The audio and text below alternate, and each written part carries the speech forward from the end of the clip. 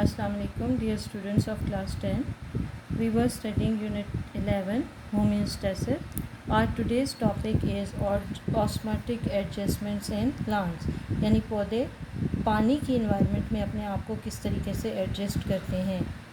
So on the basis of available amount of salt and water, plants are divided into three groups. Number one is the hydrophytes, number two are xerophytes, and number three halophytes. Hydro means water and phyta means plants, यानी वो पौधे जो कि पानी के अंदर रहते हैं, टोटली यानी कि कम्प्लीटली या पार्शली पानी के अंदर रहते हैं, ऐसे पौधों को हम कहते हैं हाइड्रोफाइट्स. क्योंकि ये पानी में रह रहे होते हैं इसलिए उन्हें कभी भी वाटर शॉर्टेज का प्रॉब्लम फेस नहीं करना पड़ता. और दूसरी बात ये कि क्योंकि ये पानी के अंदर होते हैं, पानी मुसलसल इनकी रूट से एब्जॉर्ब हो रहा होता है, तो इनके अंदर से पानी एक्स्ट्रा वाटर के निकलने के लिए यानी ट्रांसपीरेशन के लिए अल्लाह ताला ने इनके लीव्स को ब्रॉड किया होता है. चौड़े लीव्स इनके पास होते हैं और उन लीव्स के ऊपर बहुत ज़्यादा स्टोमेटा होते हैं. इसकी एग्जांपल आपके पास जो है वो वाटर लिली की है. नंबर टू पे हमारे पास जो प्लांट्स आते हैं वो हैं ज़ीरोफाइट्स. ज़ीरो बायोलॉजी में लफ्ज़ इस्तेमाल होता है ड्राई के लिए, यानी ये वो पौधे हैं जो ड्राई इन्वायरमेंट, डेजर्ट इन्वायरमेंट के अंदर रहते हैं. क्योंकि ये डेजर्ट में रहते हैं, पानी की कमी होती है, तो जो भी पानी ये एब्जॉर्ब करते हैं उसको ट्रांसपीरेशन से बचाने के लिए इनके लीव्स के ऊपर एक वैक्सी कवरिंग होती है जिसे क्यूटिकल कहते हैं. Waxy cuticle is covering their epidermis and they have less stomata to avoid transpiration. Number 3, they have deep and long roots to get water from far away areas. Number 3, they have succulent organs. Succulent organs क्या होते हैं? आपने देखा होगा कि cactus plant है जो कि एक सहराई पौधा है. इसका जो तना है वो ग्रीन कलर का होता है और वो बहुत ज़्यादा जूसी होता है. इनकी रूट्स और स्टेम्स जो हैं वो जूसी होती हैं क्योंकि इन्होंने बहुत ज़्यादा जितना पानी इन्हें मिलता है वो ये इसके अंदर स्टोर कर लेते हैं और इसको ड्राई एनवायरनमेंट में यूज़ करते हैं. तो एग्जांपल आपको मैंने पहले ही बता दी कि कैक्टस प्लांट्स इसकी एग्जांपल है. नंबर 3 पे हमारे पास आ जाते हैं हेलोफाइट्स. हेलोफाइट्स वो पौधे हैं जो सेलाइन एनवायरनमेंट के अंदर या मेरीन या सॉल्टी एनवायरनमेंट के अंदर रहते हैं. समंदर की एनवायरनमेंट, आपको पता है समंदर का पानी सॉल्टी होता है. यहाँ पे वाटर बैलेंस को बरकरार रखने के लिए जो मेन फिनोमेना है वो सॉल्ट कंसंट्रेशन का है, यानी कि salt concentration in sea and plant cells. Difference between salt concentration in sea water and plant cell.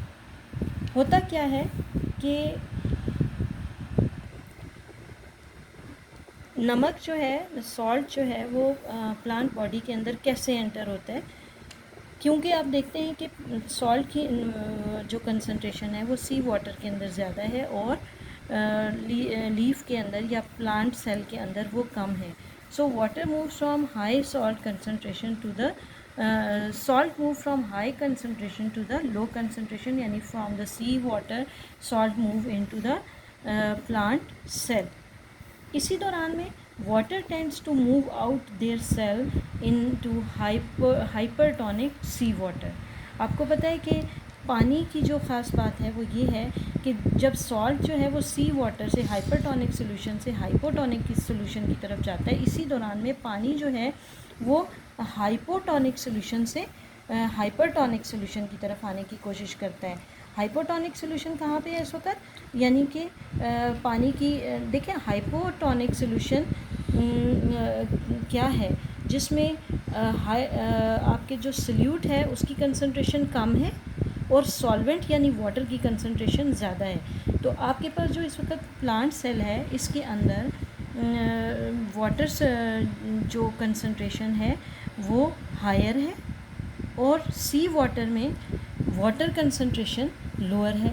यानी कि इस वक्त आपका जो प्लांट सेल है इसके अंदर हाइपोटोनिक एनवायरनमेंट है और वाटर सी वाटर जो है वो हाइपरटोनिक एनवायरनमेंट दे रहा है. तो पानी मूव करने की कोशिश करता है प्लांट सेल से सी वाटर की तरफ, लेकिन ऐसा नहीं हो पाता। उसकी वजह क्या है कि जो ही सॉल्ट सी से प्लांट सेल की तरफ जाता है तो सेल के अंदर जो सैप है, सैप क्या है? सैप वैक्यूल के अंदर मौजूद बहुत सारे मटेरियल्स का एक सॉल्यूशन है जिसमें जाके सॉल्ट भी शामिल हो जाता है। तो इस वैक्यूल के अंदर जो एनवायरनमेंट है वो ज़्यादा हाइपरटोनिक हो जाता है सी वाटर के मुकाबले में। जब सी वाटर के मुकाबले में एनवायरनमेंट हाइपरटोनिक ज़्यादा हो जाता है तो यही वजह होती है कि पानी हाइपरटोनिक से हाइपोटोनिक की तरफ मूव नहीं करता।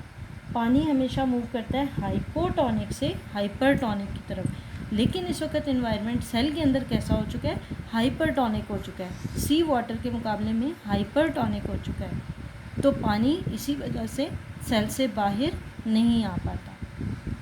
ये था आपके पास हैलोफाइट्स के अंदर वाटर बैलेंस प्रोसेस। इसको आप अपनी बुक से रीडिंग करेंगे तो फिर आपको समझ आ जाएगी, इसकी ज़्यादा क्लियर हो जाएगा। Thank you.